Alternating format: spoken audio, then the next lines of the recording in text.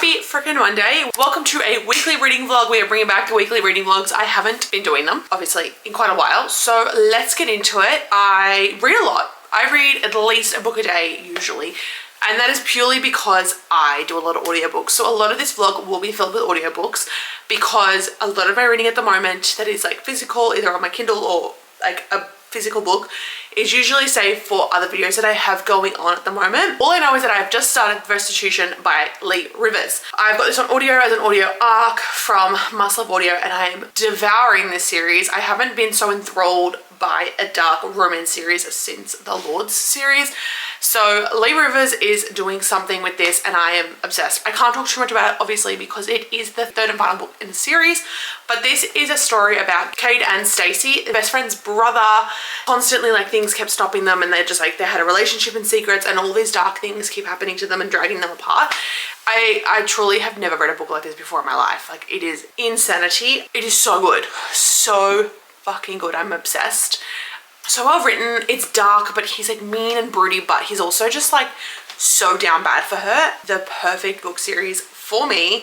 When I read dark romance, I need my guy to be fully obsessed with his girl. So that's what I'm getting from this. I'll sort of update when I need to update. It's Monday, obviously, so let's get into the rest of the reads for the week. Happy Wednesday. I didn't vlog yesterday. I basically was running over the entirety of Melbourne yesterday. There's a lot going on in my personal life. I ended up finishing Restitution yesterday and loved it. Loved it. I felt like the ending was wrapped up a little bit conveniently for me personally. However, I really enjoyed it. I would just put it at a 4-star maybe. But overall, I have loved this series. I can't wait to read the next book and the rest of Lee Rivers' books. She's fan-freaking-tastic. I have enjoyed her so much. I am pleasantly surprised. I have loved so much of it and just had some of the best time reading her books. If you're wanting a dark romance that is quite dark but not too much of the MMC being mean to his FMC, I think this is a great option to pick up because that's what I prefer. I like dark themes, dark plots. I just don't love too much bully where it becomes borderline like abuse. I don't like that. That's my line, I think. Otherwise, like a dark theme I can handle. I enjoy, no issues. I have now started The Other Brother by Teeny Page on audio. I'm like halfway through it ish, I believe. Enjoying this. I don't want to be too hypercritical on it because it is a debut novel. This is an ex-boyfriend's brother romance. She's done a great job. It's set in England. His younger brother is an aspiring musician. He's in a band, so I assume the rest of the series will be based on all the band members. Her fiance cheats on her and she finds out and then she breaks up with him and then starts developing an attraction to his younger brother. There's always been some sort of level of feelings, but they never really sort of gave into it. But this has been really, really fun. I'm going to keep listening because I've got some work to do. I have just finished The Other Brother and I would say I enjoyed it. It's a solid like 3 to 4-star read. I think that's a little bit undercooked. I definitely found myself skipping some of the spicy scenes, but was it the worst book I've ever read in my life? No, probably not. I just wasn't blown away. I don't know. I found it fun. I think there's a lot of like Londonisms, Englishisms that are very on the nose, unfortunately, but I do think it was a fun time. I just didn't love it. Other than that, I think if you want like a fun, forbidden romance, I think it's one like worth picking up. I just don't think it was mind-blowing. But yeah, now I'm starting an audiobook for a different video. We're currently reading books for the holidays by Erin Hawkins. I have this as an audiobook arc. It is a Christmas novella, spicy rom-com. I've only really just started it. I do know he's like returned to town to like win her back, but how they know each other, I do not remember. Yeah, brother's best friend. He rejected her the previous Christmas. Now he's come back. They're roommates for the holidays because there's nowhere else for him to stay, so he has to stay with her in her apartment. She's just opened up her own like romance bookstore, and there's gonna be all these fun little spicy moments that happen. And there is another like subplot to it, but I don't want to spoil it. So at this point, I'm having a good time. It's just not overly wowing me just yet, but I'm vibing. It's a great Christmas read. Over the weekend, I started and finished Strokes at Midnight. I read this on Friday night and then I finished it on Sunday. Was this very good? Yes. Was this too long? Absolutely. I felt really bad because I loved Ace of Hearts, my heart, and I love Layla. I also felt like there was a lot of like left progressive issues thrown into this book for the sake of like making it like a super progressive, and that's what sort of beefed out the word count. I think that there could have been a little less social justice issues that this could have tackled to make it a better book. Now, I'm all for social justice and all the topics that are discussed in this, like, don't get me wrong, but I think there was just too much. It didn't make sense for the plot line and the storyline. I don't think it was that they were necessarily integral to the story. You know, this is like, she calls this like an unconventional accidental pregnancy romance. Basically, these two have a one-night stand, and she's training to be a midwife, and she ends up being his ex-girlfriend's student midwife, and obviously he got his ex-girlfriend accidentally pregnant, and they're no longer together, and it's like them having to tackle that. She's also like dealing with all the problems and like the fallout of Ace My Heart and body image issues and self-confidence. He's dealing with like a toxic parent, dealing with grief and tragedy, and trying to like get onto the Olympic rowing team. So, and also like the feelings that his ex-girlfriend left on him. So I think that there's like great substance here. I just think that things could have been done a lot quicker. Like, this is a very long book. Oh, it's over 400 pages. So it's not like astronomically long, but don't forget, this is a very high book. Compare it to this. If it was comparatively sized, I would say that this would be an over 500 page book. I think it is very well written, but I would still recommend it if you like that kind of book where it's like long and just like you enjoy the vibes.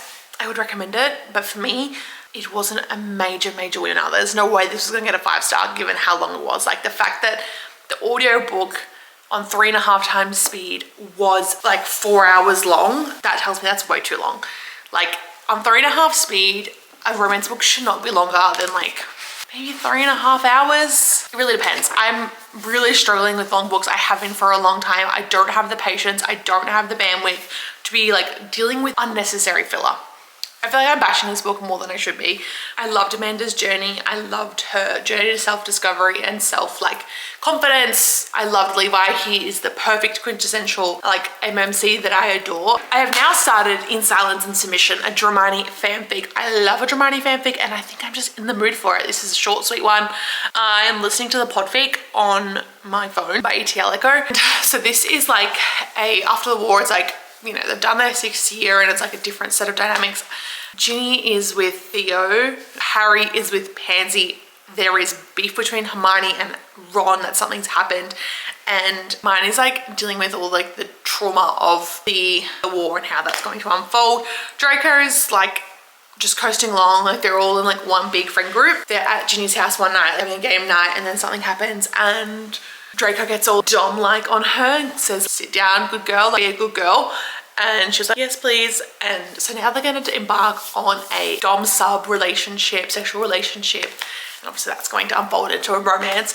He said, you know, obviously it worked so well on you because you obviously need some control in your life. And this is going to be emotional and sexy all at the same time. They're now trying to work out the terms of their arrangement, and that man can call me a good girl any day of the week and I would be done for. Fantastic. I'm like literally obsessed. This angle is really bad, but I need to do my skincare and I need to update you. Got a shower. I've been out and about doing some personal things, but I have finished In Silence and Submission and had a great freaking time with it. I definitely preferred Bring Him to Weed Sneeze in terms of like a smutty novel. This was fun. This was like a short, sweet novella. I loved the dynamic. I loved the bond. I feel like there's a little bit missing though in terms of what really happened between Ron and Hermione. But again, it is a novella. It's supposed to be just like light and fun. So I don't have any major complaints. Definitely a great Dramani fanfic to add into your TBR if you haven't read a Dramani, or if you're in the mood for something short and sweet. Now I'm starting one of my most anticipated books of like ever. I'm starting it because I really want to start the TV show, and it's like the perfect time of year to read these books. I'm starting The Perfect Couple by Ellen Hildebrand. I have the audiobook on my, what is this called? My Audible account. So I feel like something different. I feel like I need to break up like my smutty romance reads with something completely different. So that's what I'm going to listen to. It's what I feel like listening to. So let's get going. It is absolutely miserable weather today. I have been to Pilates. I got a hair mask in my hair, so I'm gonna go have a shower probably a little bit later. But I have finished The Perfect Couple and I fucking loved it. I think it could easily be a 5-star. If it's not a 5-star, it's probably like a 4.5. No, I think it has to be a 5-star. Like, I was enthralled and I had a theory of what I think was going to happen, and I ended up being so wrong. I should have guessed it. I didn't guess it. I was like so convinced that I knew what was going to happen. I was so off base. Amazing. I cannot wait to watch the TV show because I think it'll be so good. And obviously I was picturing the cast in my mind as I was reading. Just so like rolled in there in the world and the story, and every sort of character feels so real and so vivid, which is what Ellen Hildebrand does best. I know why people love her. And the other part of it that was I thought was so fascinating is obviously the book is called The Perfect Couple, and you never really know like which couple is the perfect couple, because all the couples present this front of like being the perfect couple, but there's so much going on under the surface behind the scenes. There's so much wrong with every single relationship. There's probably a couple of storylines that I wish were wrapped up a little bit. Overall, I thought it was a fantastic read. I haven't read as much Ellen Hildebrand as I had planned to this year.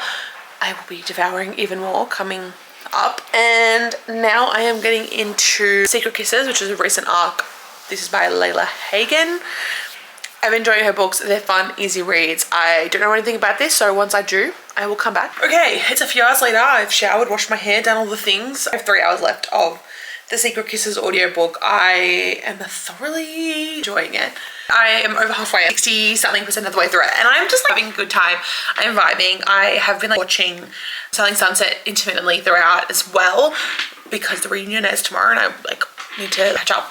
It is a fake dating, like billionaire romance. She's a crazy ex that's just like annoying, and he is trying to land this business deal, so they start to fake date. And while the way that they get introduced is she's meeting her ex at this restaurant to discuss selling their property, and he is there meeting the potential business partner who says, oh, I'm not interested in working with you because you're just a playboy and that's just not how my company works. And Griffin overhears Phoebe talking with her best friend about the ex, and the best friend ends up sending Griffin over to pretend to be the boyfriend, and then from there it ensues. We had a 1-bed scene. So they bonked. They've gone on like this little boat retreat with the business guy and his wife, and they're like putting on the facade of like fake dating. This is the 3rd book in the series. I didn't realize, but to be fair, I picked up my other book by her as the 5th book in the series. It's so fine. Like, her books are really, really easy to pick up wherever. You see the other family members and the other couples, but you don't get like a lot of their backstory, so it's like kind of fine. A lot of great like family dynamics. Naturally, we have like Phoebe regaining her strength and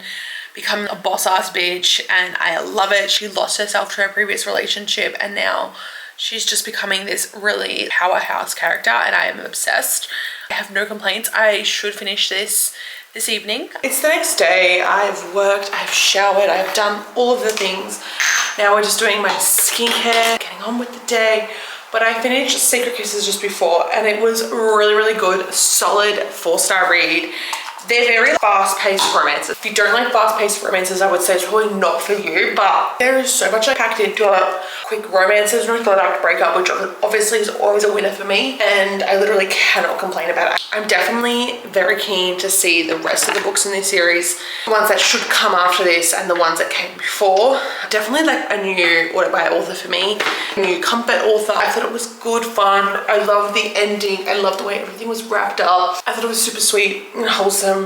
I went straight into When We Breathe by Kristen Proby. This is a short novella. The audiobook's like just under 4 hours long.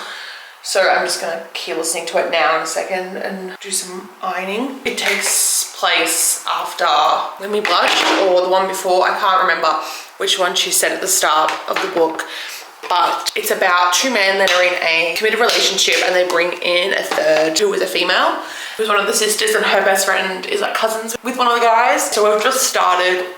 They meet at a bar when all the girls are together and they take her home, and then obviously it's them navigating the boys being in a committed relationship while also with her. It'll probably be quite spicy, but I think it'll be a good time. I don't have a lot of comments on it right now just because I've literally just started it. While I make my Diet Coke for the afternoon, let's talk about When We Breathe. So I finished it and I'm gonna give it a 4-star. Easily, it is a 4-star. It's definitely one of the best novellas I've ever read. It is emotional. It is just perfection. I don't usually give novellas such a high rating, and definitely this is more of like a smuttier book. However, the way that Alex bonds with this man, learns to heal through everything she's been through, and the ending was just so sweet. I thought it was a great addition into the series. I loved seeing sort of that healing journey that we got after everything that we learned at the end of the Wild series and the start of the Lexington family series. I don't know, I loved it. I thought it was great. I've now picked up another sort of shorter, spicier book. I probably should have spaced them out just like a little bit better. But I'm reading this ALC, Let Us Turn Up the Beat. It is a white shoes, sexy fireman and influencer book. So she's gone to this firehouse to sort of make content about getting donation. I have 4 hours and 54 minutes left. So on speed up, like an hour and a half maybe. It's 2:30 in the afternoon. I'm hoping to finish this now. But I am waiting for the Selling Sunset reunion to come out. That's all my thoughts and feelings for now. I'm enjoying it. I'm not gonna have a lot to say about this. I don't think it is, unless something major happens, I don't think there's a lot to say about it. I'll just give you a star rating right at the end. I finished. Was it fun? Absolutely. Was it the best book I've ever read? Blah, blah. But it was fun. It was really, really fun. I really enjoyed it. I liked the story. I liked the spice. It was definitely a spice dominant book, but that's fine. Like, I'm literally not mad about it. A good read to sort of break up everything else. What am I reading next? I have no idea. Literally no idea. Got a couple of things out from the library that I will need to read soon. Wolf and the Witch by Teresa Weeks. I have a thriller. I have Dream On Ramona Riley by Ashley Herring Blake. So not sure what I'm gonna pick up next, but we'll find out tomorrow. We are back in this same spot. It is Monday. I didn't end up vlogging yesterday. I ended up being like absolutely down bad for an entire book, and I couldn't stop. So I had to finish a few things. I had to read this book for work, Captive Audience. I fucking loved it. It was by Julie Weaver, mafia romance. It's like a forced marriage. She's a true crime podcaster. Such a cool concept. I've never read anything like it before. I thought it was fantastic. Very well done. I loved it. I don't know. I couldn't even begin to explain to you what was so good about it, but it was just so good. Irish mafia in Philly.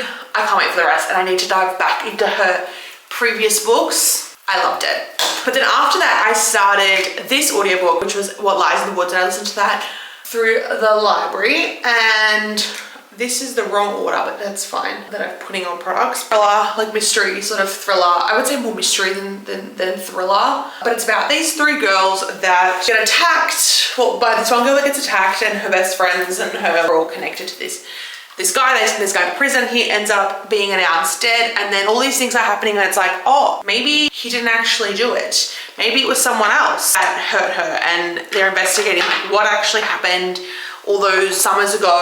It's insane. I don't want to give away too much. I think it's very much like going blind, but I loved it. I was enthralled. I thought it was fantastic. I think a lot of people like DNF'd it and didn't like it according to Goodreads, but I thought it was great. Literally top tier. It's probably not like as good as some of the other thrillers that I've read this year, but it is very high. Loved. That's it. I'm gonna leave this vlog here. I hope you guys enjoyed this week's weekly reading vlog. I will see you guys in the next video. Don't forget to like and subscribe. Please comment below what you guys have been reading for the last week, and I'll chat to you next time. Until then, happy reading. Bye guys.